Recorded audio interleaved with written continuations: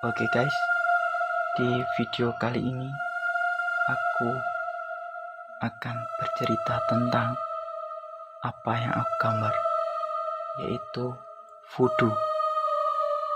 Voodoo merupakan agama atau kepercayaan. Sudah ada sejak zaman prasejarah, dan selama berabad-abad lamanya manusia menganggap voodoo sebagai suatu yang jahat dan negatif.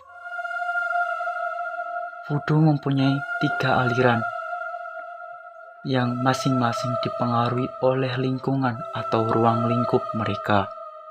Contoh voodoo di Amerika Barat masih dipraktekkan oleh sekitar 30 juta orang, terutama di negara-negara seperti Ghana dan Benin. Ritual dan keyakinan mereka masih tidak tersentuh oleh pengaruh luar. Beda halnya dengan voodoo Louisiana yang beredar di Louisiana dan Amerika bagian Tenggara.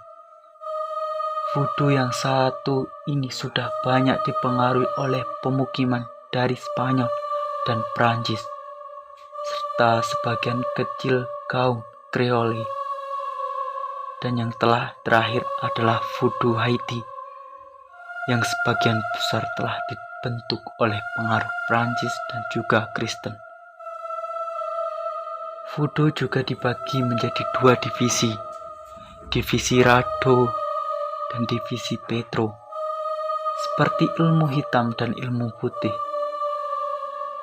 Rado voodoo dipandang sebagai ritual yang damai, sementara Petro Vedo lebih berbahaya karena menggabungkan ilmu hitam. Dalam Petro, beberapa pendeta atau praktisi voodoo lebih terpaku pada kutukan kematian dan menciptakan zombie. Akan tetapi, tidak selamanya voodoo selalu berkaitan dengan hal-hal gelap. Sebenarnya, ada banyak ritual voodoo yang terpaku untuk memajukan seseorang, seperti misalnya memberikan kesembuhan baik dalam segi spiritual maupun fisik. Ritual ini juga ditunjukkan untuk membantu seseorang memiliki lebih banyak keberuntungan dalam hidup. Jika seorang pendeta voodoo merasa bahwa penyakit atau penderitaan dialami oleh orang lain itu lebih besar dari kekuatan mereka untuk menyembuhkannya, maka tidak aneh juga bagi mereka untuk merekomendasikan perawatan medis modern. Selain itu, voodoo juga merupakan ritual dari salah satu pengorbanan hewan. Namun ini tidak sebrutal seperti yang Anda kira. Praktisi voodoo tidak haus darah dengan merubarkan hewan dan menawarkan mereka kepada roh-roh yang dikenal sebagai Loa. Para praktisi percaya bahwa mereka menggabungkan kekuatan hidup hewan dengan kekuatan hidup roh-roh itu.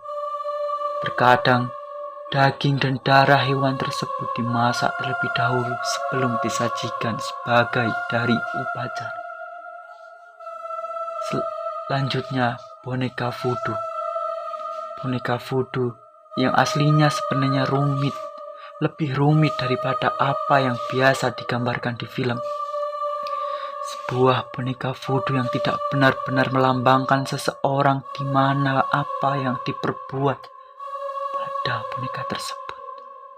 Misalnya ditusuk dengan jarum, maka orang yang dilambangkan juga akan merasa tertusuk.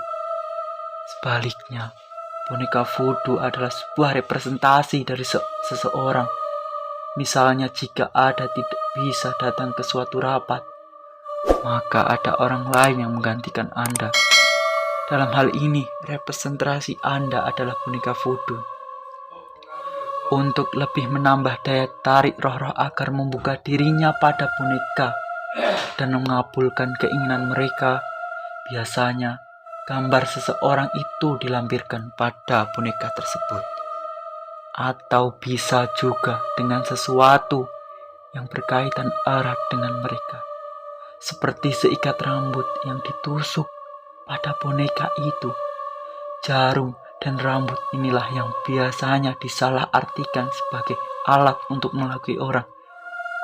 Dalam kata lain, untuk memelet orang. Penemu voodoo yaitu Marie. Rumor beredar bahwa dia adalah anak haram dari perkebunan Croix dan seorang wanita setengah hitam dan setengah Indian. Pernikahan pertama Marie berakhir ketika suaminya tiba-tiba menghilang secara misterius, dan pernikahannya yang kedua memberikan dia 15 orang anak. Salah satu anaknya, Marie Laveau II, mengikuti jejak ibunya menjadi pendeta voodoo dan dipercaya sebagai orang yang paling bertanggung jawab akan rumor yang berkata bahwa tetua Laveau hidup banyak dekade lebih lama daripada orang biasa. Selain itu, voodoo juga diterima oleh gereja Katolik. Namun, hal ini ditunjukkan paling jelas ketika Paus Yohanes Paulus II mengakui kebaikan mendasar dalam praktek dan ajaran voodoo, dan lalu menghadiri upacara voodoo pada tahun 1993. Pandangan gereja terhadap kultus ini berkembang dengan tujuan membangun hubungan damai antara umat Kristen dan lain-lain di Afrika yang merupakan tempat kelahiran voodoo. Selanjutnya, praktisi voodoo kadang-kadang ini direpresentasikan dalam lukisan sedang menari dengan ular. Satu-satunya alasan kenapa ular mempunyai peranan penting dalam ritual voodoo adalah karena dewa dan bala dan dewa Dambala yang berbentuk ular. Menurut mitologi voodoo, Dambala adalah pencipta dunia. Air dibuat dari kulitnya yang terkelupas, dan binatang-binatang juga bintang-bintang di langit terbuat dari kumparannya. Dambala mewakili kebijaksanaan dan pikiran dan berhubungan dengan simbol seperti warna putih, telur, tulang, dan gading. Dia adalah pelindung dari anak-anak tak berdaya dan cacat. Konon dialah yang mengangkut jiwa-jiwa orang mati ke alam baka, ke alam keabadian. Imam dan pendeta yang telah dirasuki oleh roh Dambala tidak berbicara, mereka mendesis. Begitulah sedikit cerita voodoo yang saya ketahui. Simak lanjut cerita-cerita menarik lainnya di video-video berikutnya. Sebelum itu, jangan lupa subscribe, like, comment, and share. Terima kasih.